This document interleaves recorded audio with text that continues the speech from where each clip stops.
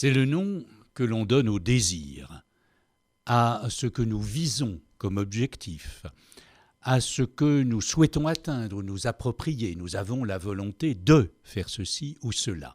Ça, tout le monde le sait, tout le monde le comprend. Et pourtant, ce nom du désir est aussi, pour une part, une énigme.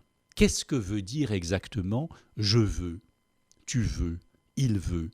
Quelle est la volonté d'une personne ou la volonté d'un peuple ?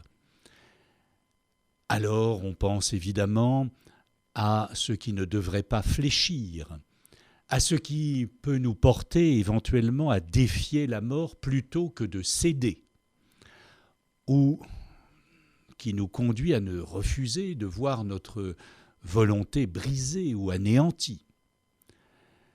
Le risque présent, c'est que nous devenions de moins en moins sensibles à ce que veut dire la volonté, comme si nous ne comprenions plus vraiment qu'il y a là une énigme, comme si la volonté risquait peut-être aujourd'hui d'être émiettée, estompée. Nous répondons à des stimuli, on fait ce qu'on nous dit, on se divertit comme on nous le demande, mais nous vivons aussi par là même dans une sorte de paysage morcelé, atomisé, parcellisé, sans savoir ce que nous voulons vraiment.